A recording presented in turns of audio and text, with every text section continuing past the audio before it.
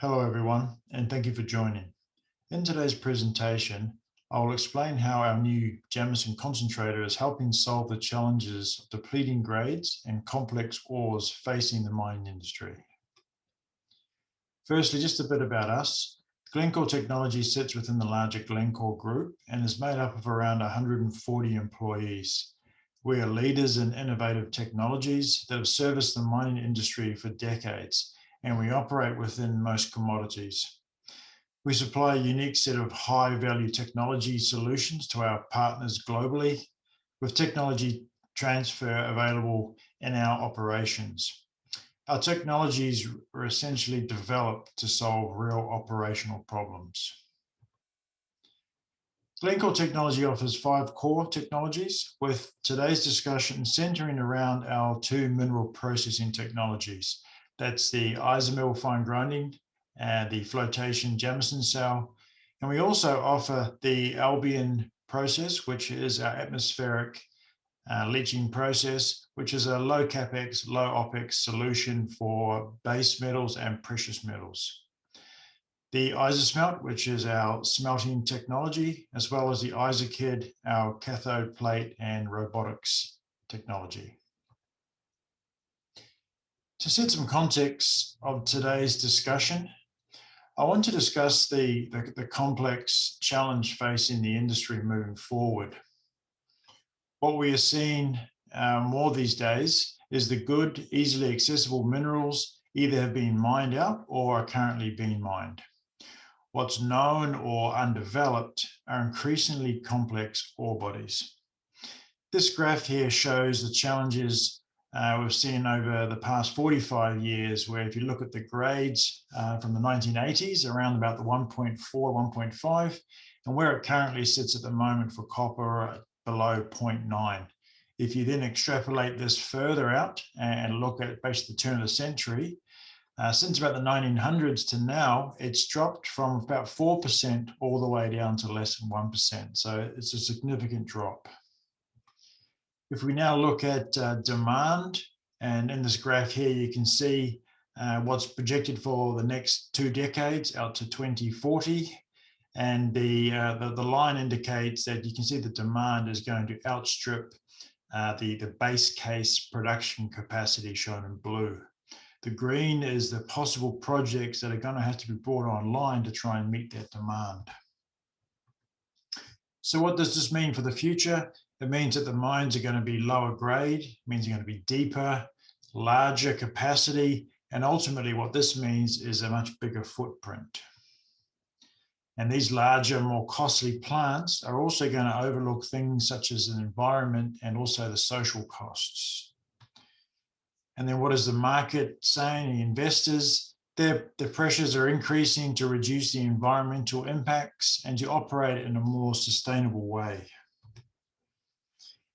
So when you look at these things together, you have the fact that the grades are dropping, yet we still need more tons of metal out of the ground. Essentially, coupled with that, we also need to improve safety and do all this for less CapEx and OpEx. So essentially what this means is we need to deliver more for less. And as an industry, the challenge to us is how do we do this and yet still strive for lower capital and operating costs while remaining sustainable going into the future.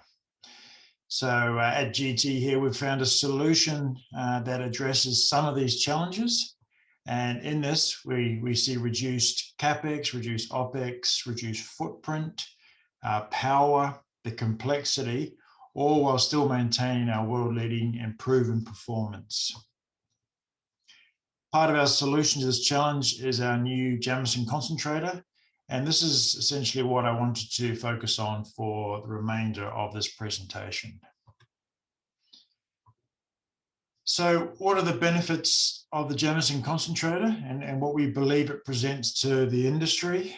We believe it has a low profile plant, which results in safety benefits, not working at heights, not working under loads. Also, there's no blowers or agitators or stators, meaning that there's lower power consumption, up to around 50%.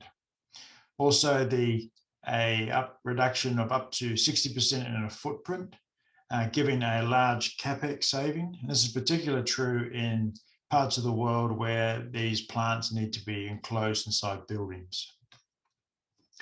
Less equipment, less spare parts, meaning less maintenance and obviously the operating cost savings associated with that. And over 30 years of proven IsaMill and Jameson cell performance. So these are not new technologies, these are well proven in the industry. And also the operational simplicity, meaning consistently high performance of this equipment. To understand the Jameson cell technology, I want to just quickly run through the development of the Jameson cell. And really what this essentially highlights the 35 years of experience that gives operations the peace of mind that this is a well-proven technology. And we now have over 420 installations globally. So in 1985, this is when the first Jameson cell was installed in Mount Isa. This is when a lead application. About a decade later, in 1995, was the first introduction of the design. This is our internal recycle mechanism. This was a very big step for us because essentially what it does is it stabilizes the operation of the Jameson cell, and any disturbances coming in from the outside, the rest of the plant coming into the Jameson cell is buffered out so that the conditions within the cell is always running at its maximum potential. 1 year later was the launch of our very first Jameson Concentrator. This was in the Philippines in a large 900 ton per hour copper gold operation called Felix. This ran very well when it was running, but it's currently been decommissioned, sorry.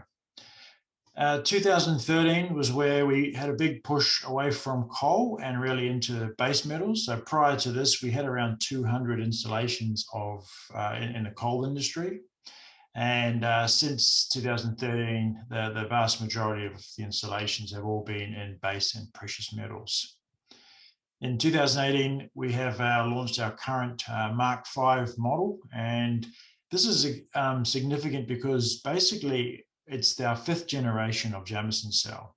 So since 1985, there's been a lot of lessons learned where sometimes we've realized some things didn't work as well as they should, and we've learned, and with 5 generations later, we believe we've ironed out pretty much all the inefficiencies or some of the things, the issues we saw in the past. So it's a much more stable and well understood unit now. This year, later this year, we will be commissioning another full Jameson concentrator. This is called New Britannia in Canada, and I will talk about this shortly. Also, towards the back end of this year, we'll be commissioning our new 8512 downcomer Jameson cell. This is will be our largest new Jameson cell on the market. It's been installed in a rough application at Cadia in Newcrest, Australia. It will be processing around 1,000 tons an hour, but these units can actually process up to around 1,500 tons an hour. Next year, towards the back end, and something I'll talk about in the next slide, is the new Jameson Concentrator, which we'll be installing in Siberia in Russia. This is a much larger unit and obviously quite a complex one as well. As I just mentioned, the Russian project called Ozernoye is an 875 ton per hour lead zinc concentrator. It essentially replaces what would have been 63 tank cells with 19 Jameson cells. So that's less than half the footprint and also less than half the power. Part of this project, we've also introduced our new M20000 IsaMill, which will be a 5 megawatt motor. 3 of these will be installed as part of this project. Commissioning is towards the Q4 next year and also into Q1 2023. So this is going to be a pretty exciting project for us. I just wanted to quickly give you a bit of a video fly through, and really what this is to do, just to give you an understanding of what this sort of concentrator would look like, and also to give you a bit of a comparison between what a equivalent conventional cell would look like, just to give you an idea of the footprint savings you can expect.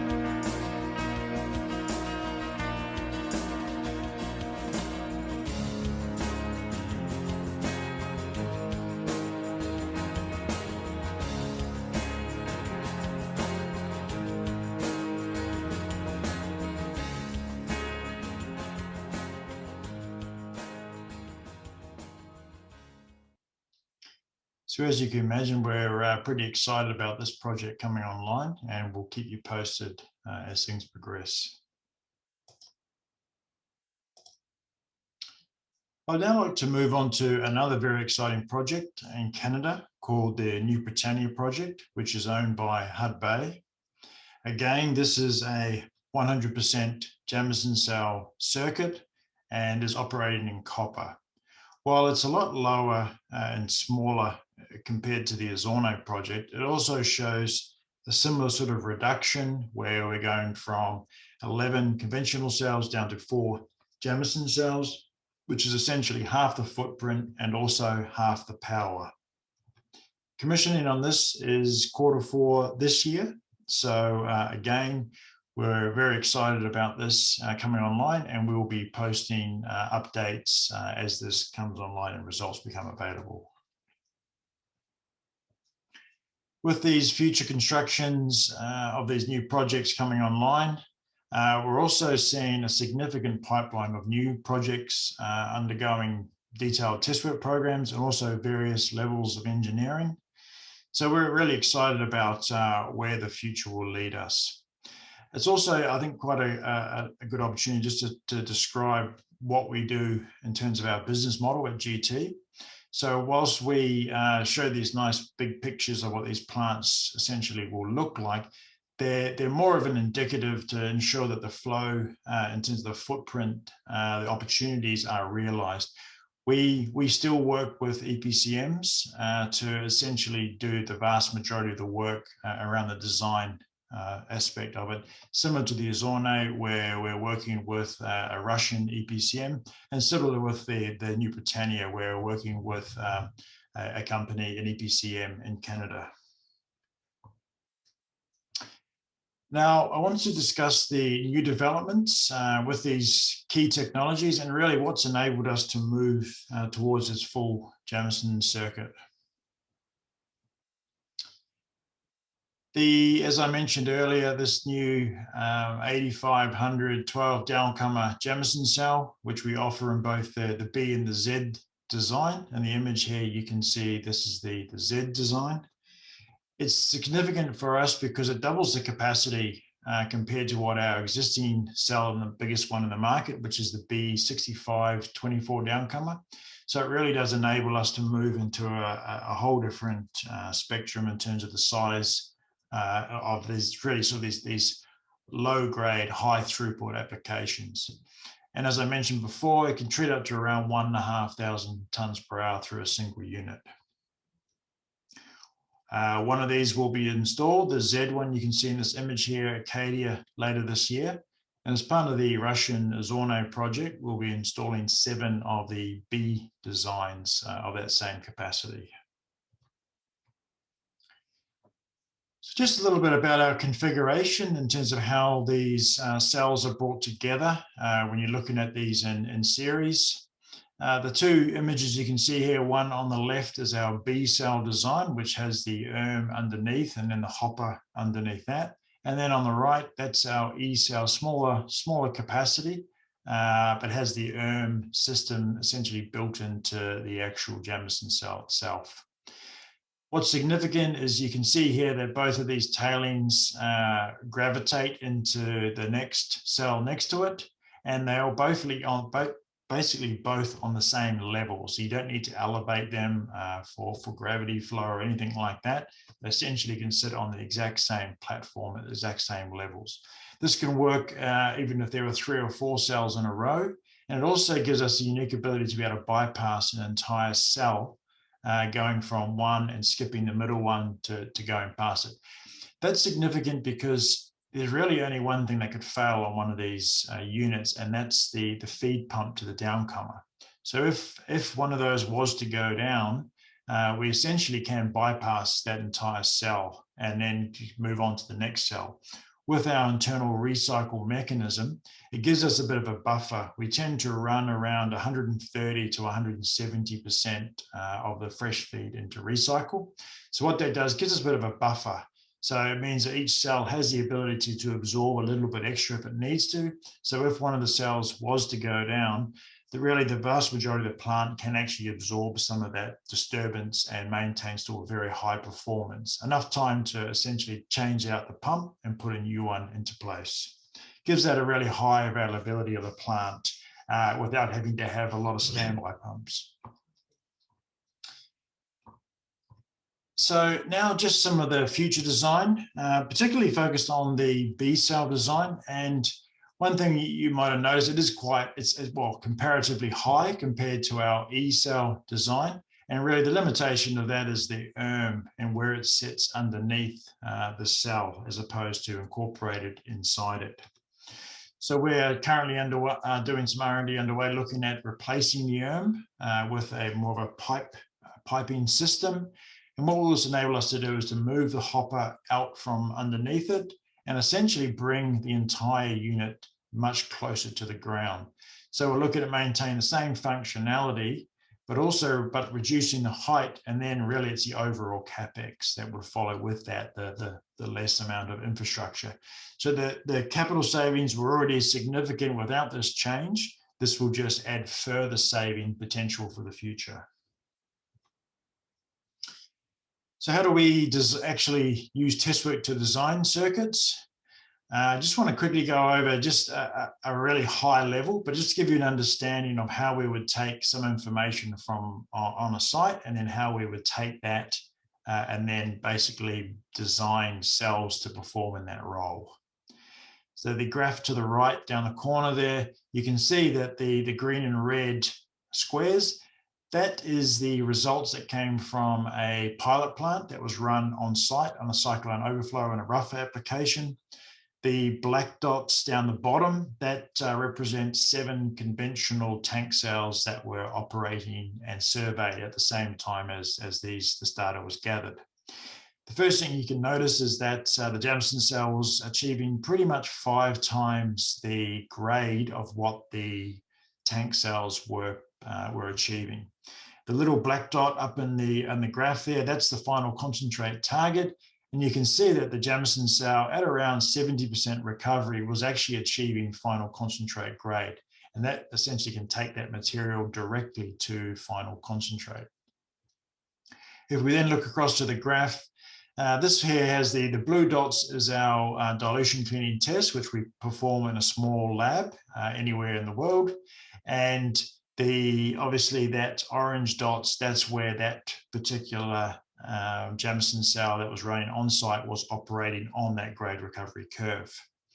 If we then take that information and then say how would we design Jameson cells to function according to that information, The first highly liberated material shown in the green circle, that would be material we could take to final concentrate, and that would be operated, as you'd see a lot of Jameson cells that are currently in that sort of high-grade scalping duty, with deep froth levels, high wash water to wash out all that sort of gangue and entrainment, and also a low air to pulp ratio.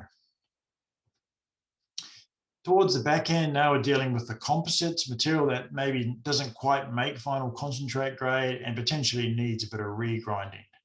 These ones we would operate a lot differently. We would operate them a much, in terms of their froth levels, would be a lot more shallow.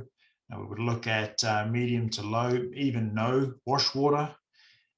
In terms of the air to pulp, we would put a lot more air into this, trying to obviously pull a lot more material out, and even look at things like crowders and things like that. So it's just trying to understand that the Jameson cell can be operated similar to a conventional cell in terms of the air, the water, the pulp levels, all that sort of thing. Those same sort of levers are what we use to try and operate them differently for different applications. Now, just focusing on the Ozernoye, we have redesigned the Ozernoye to bring everything closer to the ground, along with what I was mentioning earlier regarding the Jameson cells and our desire to get everything very, very close to the ground.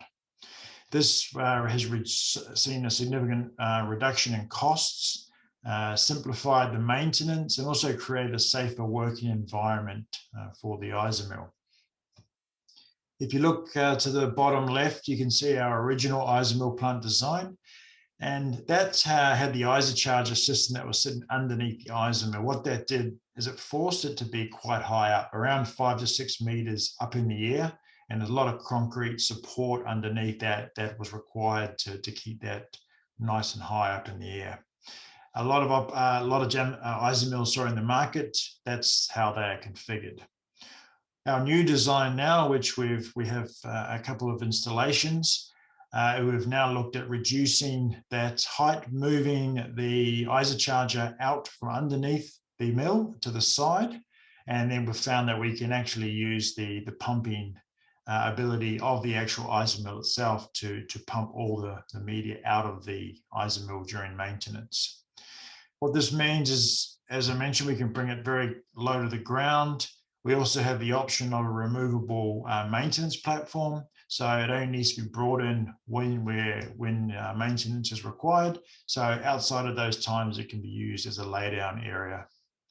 It also means that you're not working at height, and not working under load. So there's a lot of safety and much easier for operators and maintenance personnel to work on. If you then look at the footprint compared to a design of a vertical stirred mill, we not only fit within their footprint on the ground, but we're also 5 times lower to the ground. So huge benefits there as well. So GT prides itself as the world leader in fine grinding materials and components. And really what this does is ensures that we use the best available materials on the market.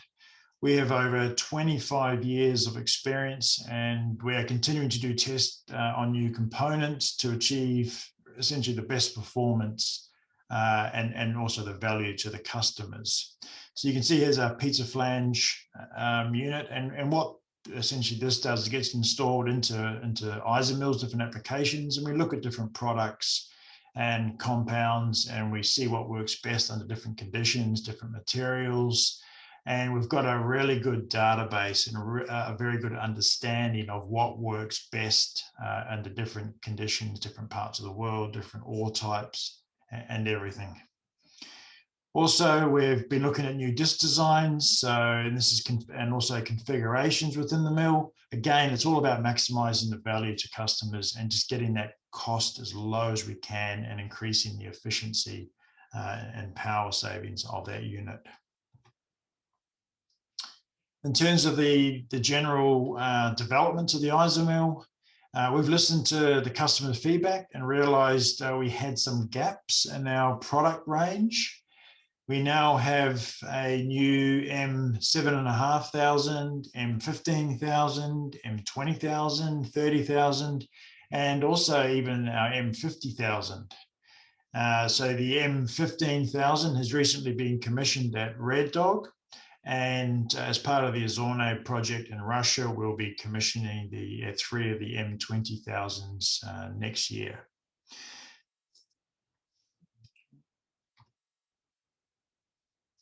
So what's next for our group? And we really see a lot of potential with our technologies. And some of these include expanding the ISOMIll duty into ball mill applications. This essentially is looking at using 8 to 10 millimeter ceramic media and understanding where that can take us within the ISOMIll. Significant debottlenecking potential of existing circuits with rapid payback. And we've seen this with a number of Jameson cells going into particularly even in rough applications where, as you would have seen on that earlier one, up to 70% of the material can be scalped out to final concentrate in one hit. And we've seen some where it's been even higher than that. So it really enables you to free up a huge amount of capacity in that conventional cell and even that regrinding behind it. And the Jameson cell concentrator optimization. So again, it's looking at how low can we go in terms of the plant and all the savings associated with that, and also what efficiencies we can achieve. If you look at this graph here to the side, this is a very recently commissioned Jameson cell operated in a gold plant in a rougher application. There's two things that are significant here. One is that the fact that a single unit is achieving over 90% recovery at final concentrate grade. And the second thing is the percent solids that it's operating at and still achieving those same grade recovery results. It's up to here 40 to 45% solids. So it's really understanding how far we can push a Jameson cell and then realizing all those savings and optimization potential that comes from that. Expansion of our jet pumping technology. So this is an exciting technology that we've now installed in a number of our coal plants, and part of the Ozernoye project as well. These jet pumps will be installed. And what this essentially does is it removes that air that's trapped, particularly on very tenacious froth that's had a lot of difficulty in pumping. And also improving byproduct recovery. So we're seeing some really good results in Milli, gold, particularly in ultrafine gold, and also tailings, where we see a lot of losses in the tailings. The Jameson cell is very good at recovering not just very coarse particles up to sort of 300 to 400 microns, but also right down to that sort of 2 to 3 micron range, getting very high recoveries down there as well. So essentially it covers the full spectrum of particle sizes. So it really can achieve results that conventional flotation cells just can't achieve. To summarize what we believe our technologies offer to the mining industry, we see it as environmentally and sustainable solutions suited to the increasing challenges of degrading ore bodies.